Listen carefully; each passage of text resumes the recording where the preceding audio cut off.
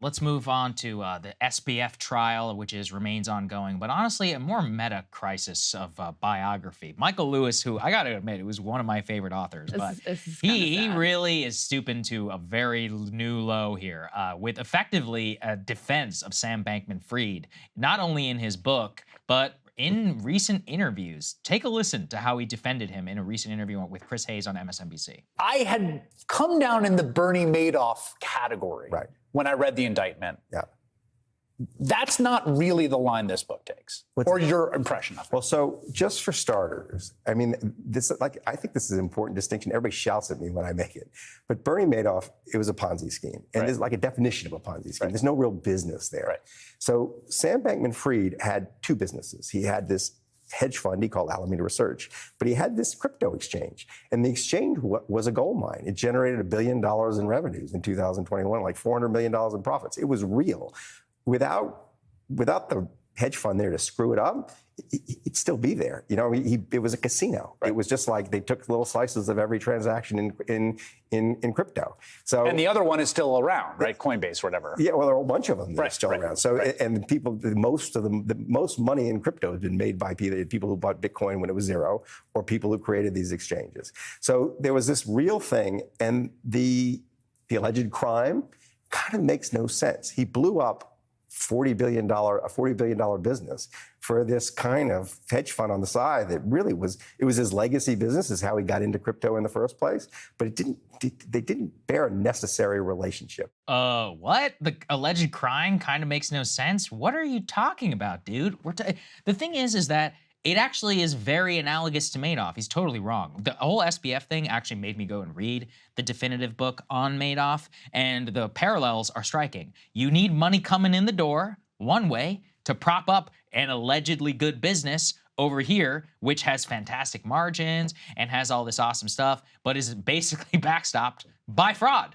I mean, it's the exact same thing. Yeah. You have money coming in, you use that money for a different purpose, and to reputationally kind of launder yourself and make yourself into a, like a vaunted, I think at one point Madoff was even like he was like a representative or something to the, not the SEC, but the Dow Jones, NASDAQ, something like that. My point is that he basically just moved money around in order to create like a financial engineering scheme. That's exactly what Sam Bankman-Fried was doing. I mean, it is a Ponzi scheme. When you have to get more money in to keep your scheme afloat and pay off the things that you're already obligated, that's like the definition of a Ponzi scheme. What are you talking about? And the thing is, this is a lot of problems in Michael Lewis's book. Let's put this up there. You know, Max Chafkin over at Bloomberg wrote a pretty scathing review, and he noted multiple times here where Lewis, quote, "It is impossible to miss the differences in Lewis's treatment of Sam Bankman-Fried, a socially awkward young man afforded nest empathy by the author, and Michael Orr, the socially awkward young man who Lewis treats as, quote, nearly mute spectator in his 2006 book,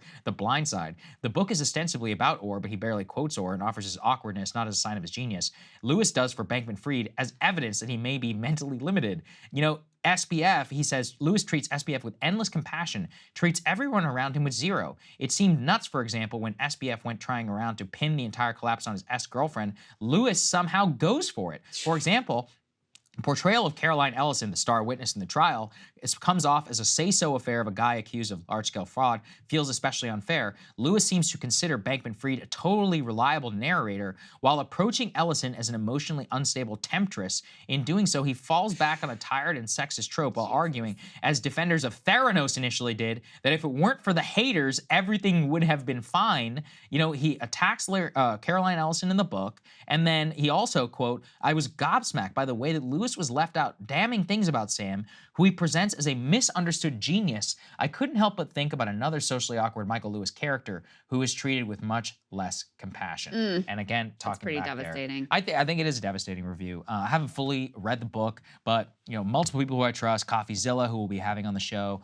sometime next week, is doing a review of the book, a scathing review of the book. A friend of mine, Sriram Krishnan, he runs the Good Time show. He's a pro-crypto guy. He's a pro-crypto A16Z investor, and he was like, basically, this book reads as if you got conned by con men. So, I mean, I'm talking about people who are pro-crypto in the space. They always hated SBF because he tarnished their reputation a lot around the business and all that, and they're reading this book and just being like, I'm gobsmacked by this. So from every angle that I've been able to see, this appears to really just be like stenography Yeah. in terms of the book, which is frankly disappointing. You know, as a fan of Moneyball, as a fan of The Big Short, Liar's Poker, I thought these were great books. But honestly, I'm beginning to doubt now even those books now after reading this, because I'm like, dude, if this is your editorial standard, like I got to start doubting what I was reading, 10, 15 years ago. I feel exactly the same way. And there was a piece in The Guardian, put this up on the screen, that I thought was also very good.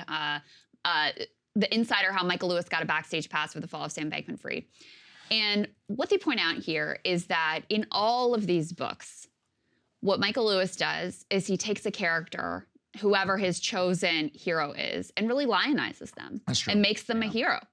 So when he started following SBF around before his downfall, he wasn't thinking con man, fraudster, I'm going to expose him, because frankly, that's not really what he does, which is why he's beloved on Wall Street. That should have been a red flag to us, number one. But he was thinking, this is a genius. This is the boy genius. He bought into the hype.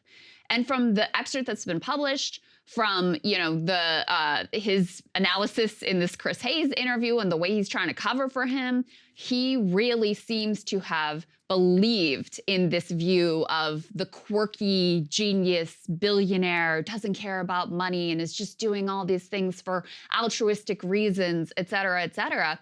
And when the narrative collapsed and all this outright fraud and massive theft was revealed, he couldn't adjust. He couldn't change the story. He couldn't, see him through any other lens. He couldn't actually apply a critical lens because he already was so far in and had bought so much of the hype. He admits in an interview for this Guardian piece that the prosecution is going to get maybe some little pieces out of this book, but actually that overall it really works for Sam's defense. He says that. So he clearly understands that this is in some ways like exculpatory to Sam Bankman-Fried and is relatively clear about it. He also says to Lewis, I'm reading from that piece now, whether Bankman-Fried is innocent or guilty is in a sense moot. What narrative purpose would it have served, Lewis asked me, to be harder on him in the book? What narrative purpose would it have served? I thought this analysis was also really revealing. While reading the book, I found myself itching for Lewis to abandon his amused ethnographer approach.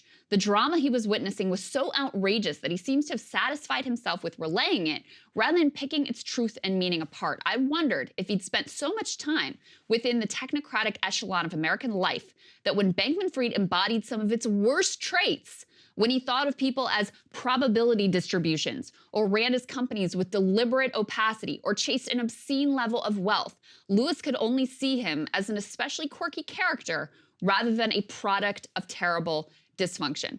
And that comes across in that excerpt where he's talking to Anna Wintour on a Zoom, and he's at the same time playing this video game storybook brawl that he's apparently obsessed with to the point of, absolute distraction, not engaging at all in what Ventura is saying, promising all sorts of things that he ends up completely crashing out on. And rather than being like, in any normal situation, when you don't make good on your obligations and you're distracted, not paying attention to people, you're a terrible person. Yeah. You're immature. You can't stay focused on a single subject. You can't, pay attention to the person in front of you.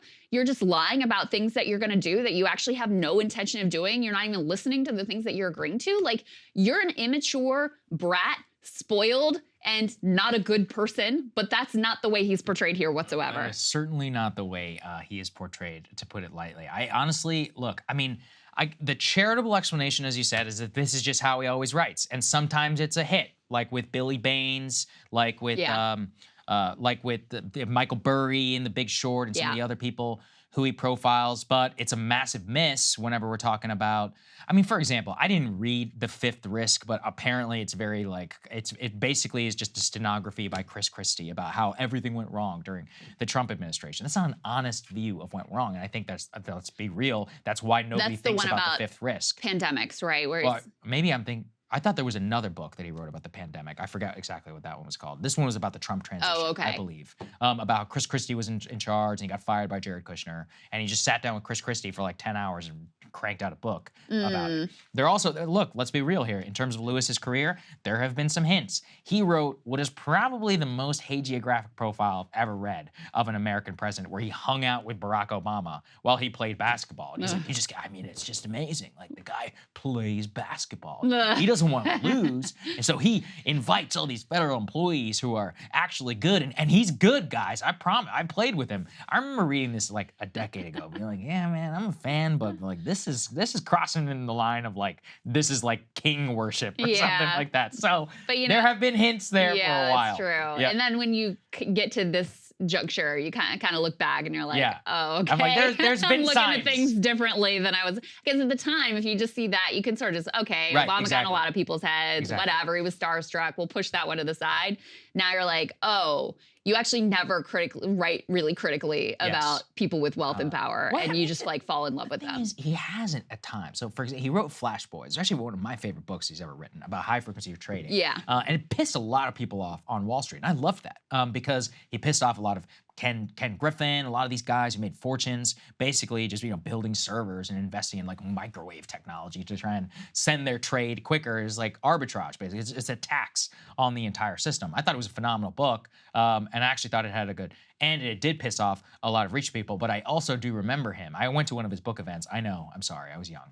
And I remember him saying, he's like, I've never experienced this amount of pushback in my life. So maybe because he's not experienced to it, he took it as a scar. And he's like, you know what, I'm gonna sit here and just write for the billionaire Sam Bankman-Fried. And I think this is one of the most disgraced men in the United States. So I don't even know what the incentive is. It's crazy to me too, because like it would be one thing if the book was totally written and like going to press before everything came out, but you had a chance, like you got to know what the truth was. I don't know. And you didn't adjust. It's wild.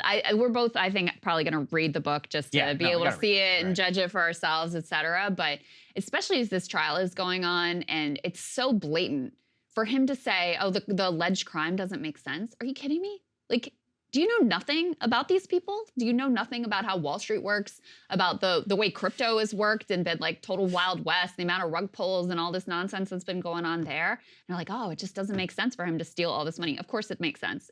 It's completely logical. It makes all the sense in the world. He was trying to keep all of the balls in the air, and he decided it was justified to steal people's money in order to try to keep his thing going for whatever deluded reasons that he convinced himself of in his head. Hey guys, if you like that video, go to breakingpoints.com, become a premium subscriber, and help us build the best independent media organization on the planet. That's right. We're subscriber funded. We're building something new. We want to replace these failing mainstream media organizations. So again, to subscribe, it's breakingpoints.com.